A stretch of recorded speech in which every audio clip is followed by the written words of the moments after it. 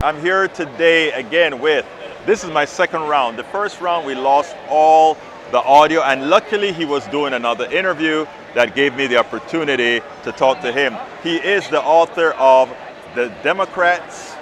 How Democrats Can Win Back Men. Again, the title is How Democrats Can Win Back Men. Senor Mark W.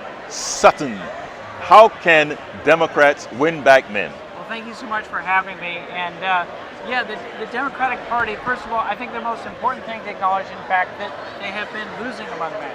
So if you look at the presidential elections for the last 50 years, Democrats have been becoming more of the women's party, and the Republicans have been doing much better with men. So we've got to win those men back. So that's the first thing to acknowledge. There is something that we have to win back. And there's two reasons we need to do this. One, because it'll help us win. And number two, because it's the right thing to do morally.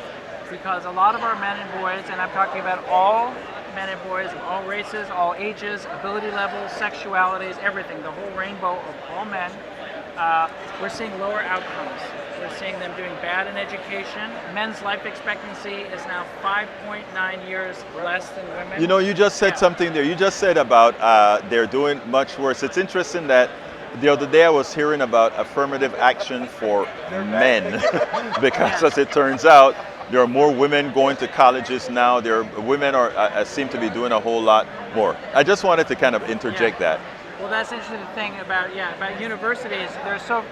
Men are doing so badly in school, boys and men, that now universities, even doing affirmative action in the favor of boys to get accepted to university, our universities are 60% female, 40% male. Right. Even with the help that we're trying to help the boys, right. They're still trailing by that much.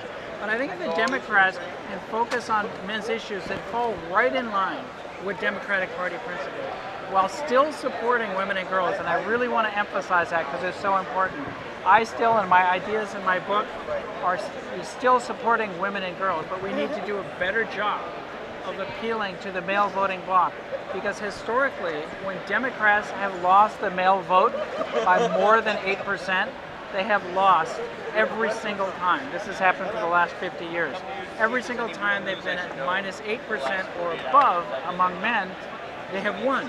So as long as they can just do okay with men, just not that bad among men, we're doing great with women and girls. You know, we're doing great with the women voters. Keep that up. Do everything you're doing with the women voters. Just throw us a bone. I like to say that. Come on, Joe, throw us a bone. I mean, we just need let's get a men's health office. Because, you know, to help men with mental health is another big issue for men. Men are committing about 78% of the suicides in this country. Now, I don't want anyone to commit suicide. I think it's always sad. And, you know, if you're a family member of someone who has been through that or even attempted that, you know how sad that is. And at that moment, you don't care about gender or statistics or politics. You just care about your loved one. But as policymakers and as the Democratic Party, we really need to look at these things that are affecting men worse. Look at the prison industrial complex. I think most Democrats agree. I think they said they're not hearing you very well. Oh, okay. Let me change this. How about that? If I just hold it, is that okay? Yeah, that's okay. better. I'll just hold it. Sorry. So, as I was saying, the Democratic Party just needs to do a better job of messaging to male voters. And I think some of the issues that everyone in the Democratic Party feels very strongly about, they line up well with helping the well-being of men. So we're just talking about the prison industrial complex. Now there's also, there's 93% of the people in prison, unfortunately, are male. Now there's other factors as well, racial inequities. Right. There are way too many black men in prison proportionally compared to white men, but there's still way more proportional white men in prison than women of color.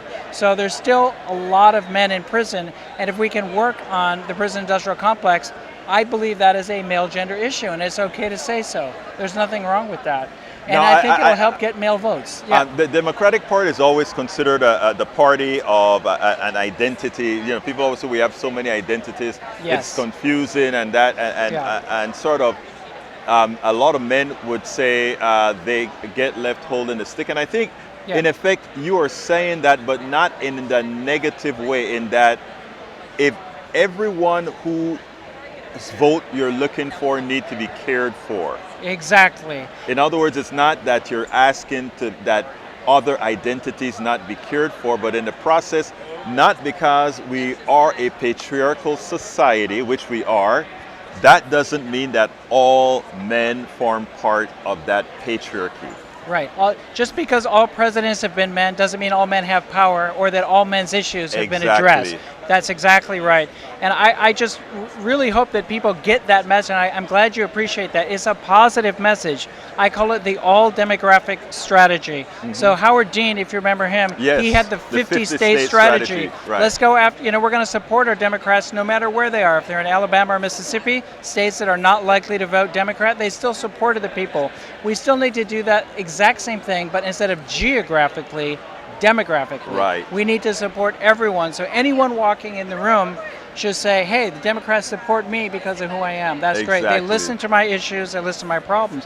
If the Democrats can just get a few percentage of those moderate male voters who are on the fence, or maybe very lightly Democrat or very lightly Republican, those people in the middle, let's get a few percentage by just appealing to men. And it's okay to say the word men and boys in the Democratic Party platform, in the speeches to the public. It's okay to say, hey men, you're hurting right now. You're dying 5.9 years earlier. You're having deaths of despair, suicide, opioid overdose, alcoholic liver disease. All these things are affecting you. We want to know that we're here for you too.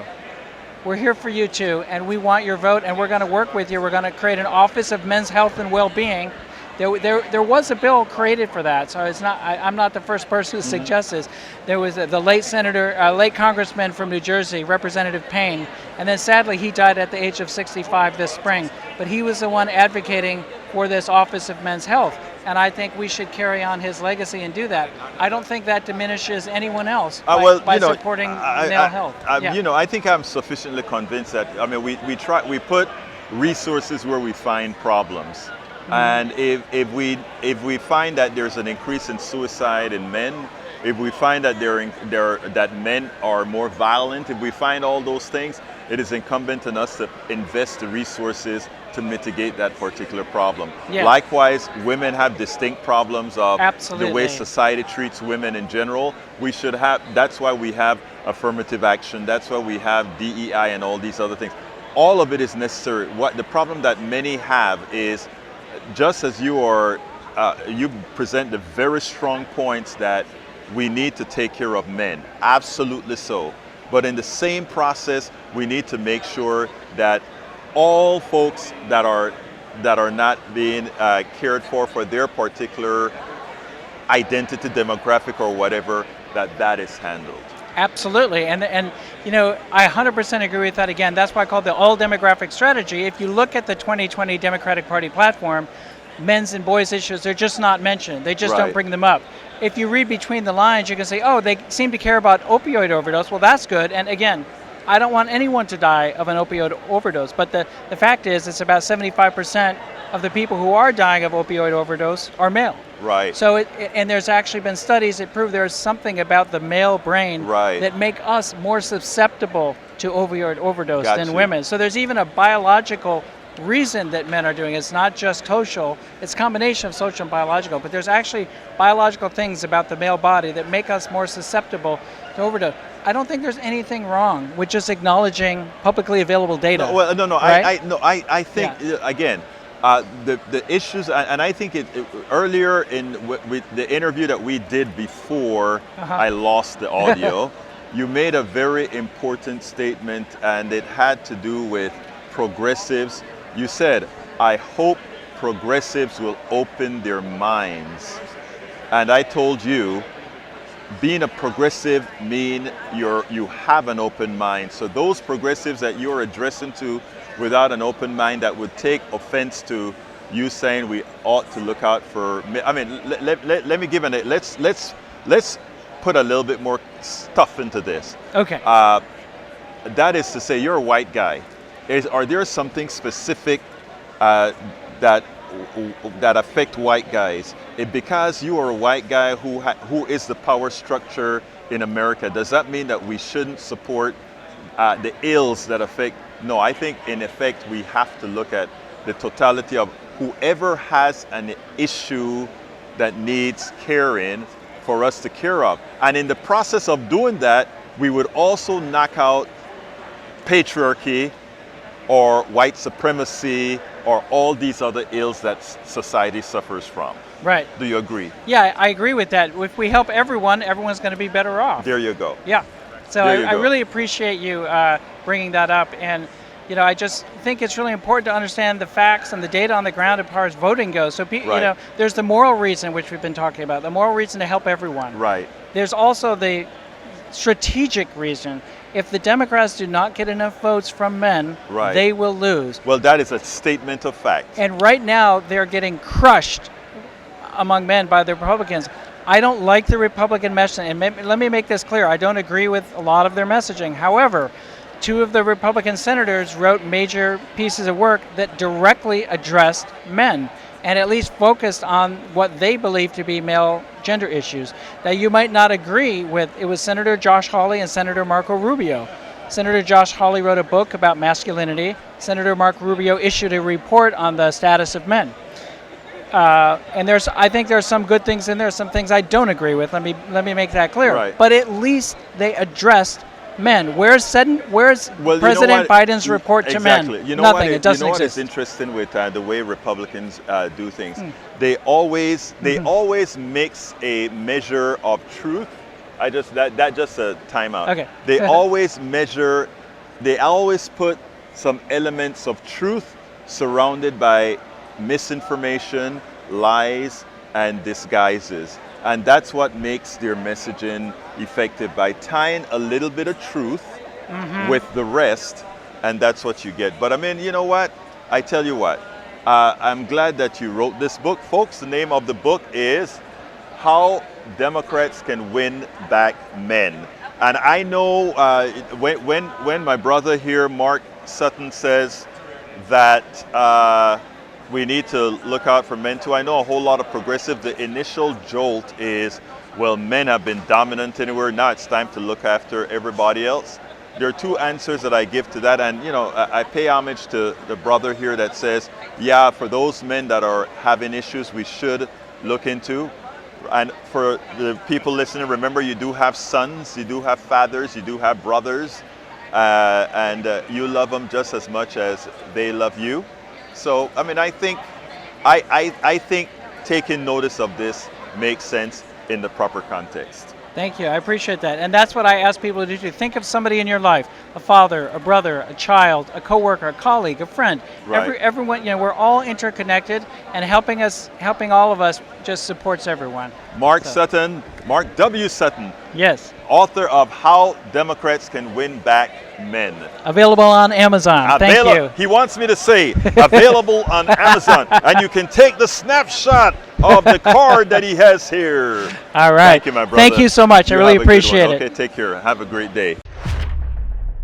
We spend a lot of time deconstructing the news, trying to parse it into a form that everybody can understand. We try to find those little nitpicks where it flies above the fray, etc. If you really like these videos that we do, I want to ask a big favor. Please go ahead, number 1, subscribe to our channel, and number 2, please join if you can. Thank you so kindly for watching. Keep watching. Please remember to share. We must populate the entire internet with our progressive message, a message that we know is what most Americans say that they want. So help us, please join.